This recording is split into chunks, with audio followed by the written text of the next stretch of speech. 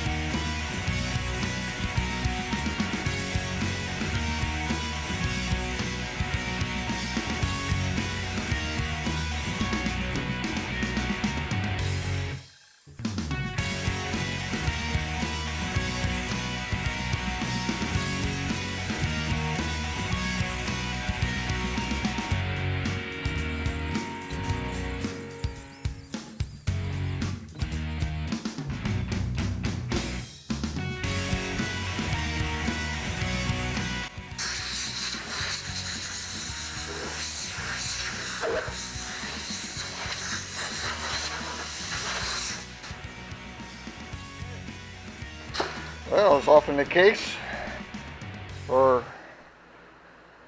25-plus-year-old cars, I am not the first person to be here. As you can see here, this area has had some fiberglass work done in it. This area here, you can see the light white line underneath the more opaque glass. This is where it is delambed amongst itself. And this, I don't think, is from this particular wreck. And that's kind of where we're at.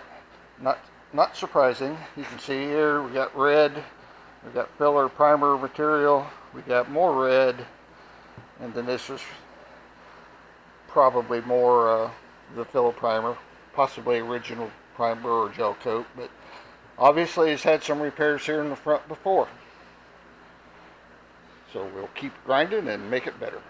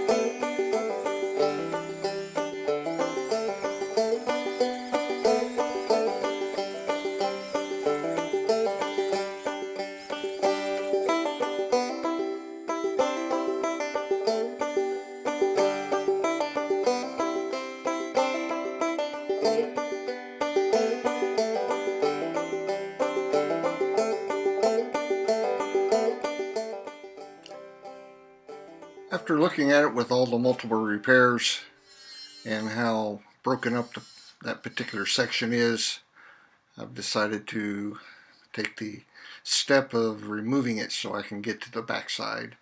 I need to be able to get to the lip there at the wheel arch so I can grind that down to fresh glass so that my glue will stick to it. And the backside of this panel, I'm sure, is quite fatigued and cracked, so we're just going to cut it out.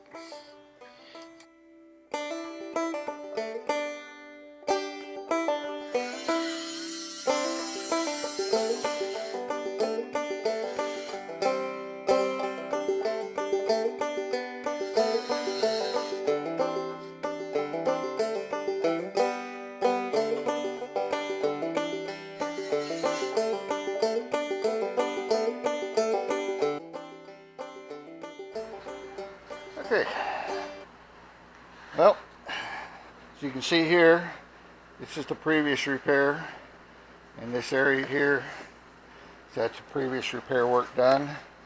This is the back side of the panel, so this has been detached for quite some time with the water stains, and here we got grinding marks on the inside of the panel where they ground it down trying to get their glue to hook to it. So this has had some repairs done. Like I said, not unexpected. It'd have been nice if it hadn't have. But now I can get in here, grind all this down to fresh glass, widen the area a little bit. I'll put in a reinforcement panel here, bonding strip, and just work our way forward. Now, along with the jack here pushing forward, I've got a porta-power here, and we'll put a little bit of pressure. Just a couple things. It flattens that out, brings these cracks closer together, and all of that relieves a little pressure. Little at a time. Here we got more grinding marks from the previous repair. I guess they glued a whole chunk of this. It might have had a fender replaced or close to it. No idea. We're moving on.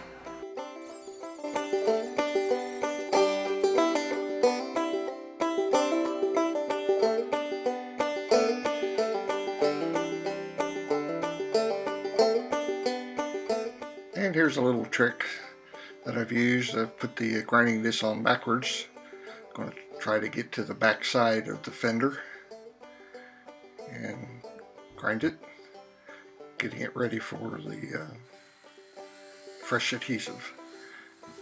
But I couldn't get to all the nooks and crannies, so we're going to have to come up with another plan.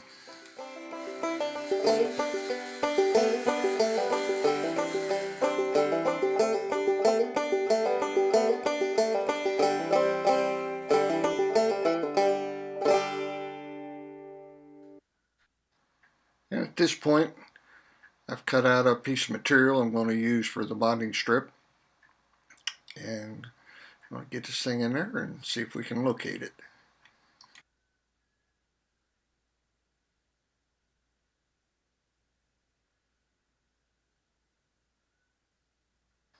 And here's the alternate method I got into my Dremel collection. I didn't even know that I had a 90-degree head to put on my Dremel. Come in handy. I got a little flapper wheel on it. That did better, but it still wasn't quite good enough, so I went back to a little, it's like a half-inch drum sanding wheel, and that was able to get into the nooks and crannies pretty good.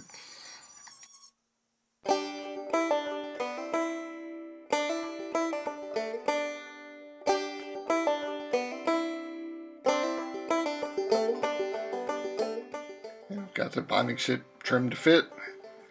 I'll get in here some vice grips, hold it, then I'm going to screw it down. Then by using the screws, this will not only hold it, obviously, but it also will let me relocate it back to the same position.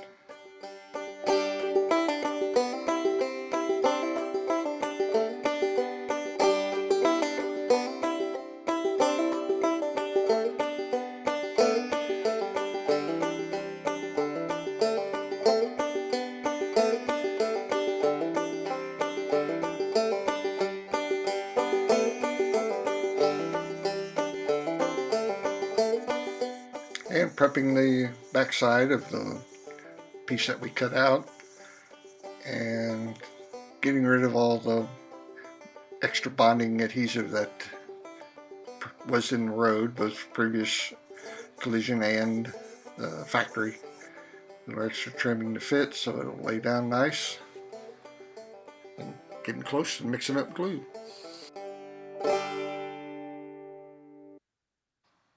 And I've mixed up a batch of the resin with some talc in it to thicken it, and I've stretched some fiberglass strands across it, trying to do everything we can to build some strength into this corner.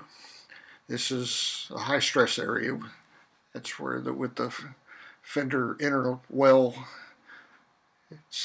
all this needs to be together and keep it from bulging and falling back down, so we can keep the hood in alignment. I've got a piece of tape on the lower section to keep the bonding material off of that, because I'll need that to be at the lower level for when we put the piece back in it. So we get that screwed in, peel off my tape. Of course it went a little messy, so I had to get in and spend a little time removing the excess material while it's still gooey.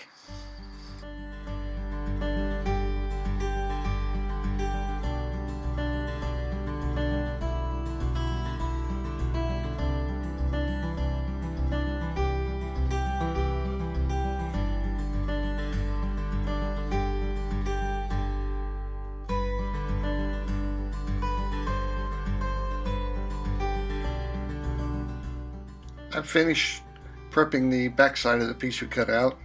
I've got some of the resin mixed up. I'm going to take this little bristle brush and force it into all of the pieces of fiberglass.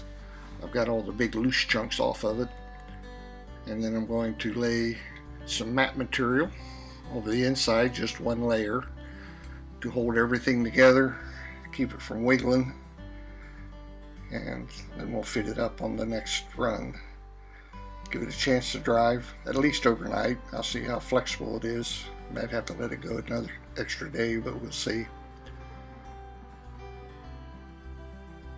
And that's pretty much all there is to it.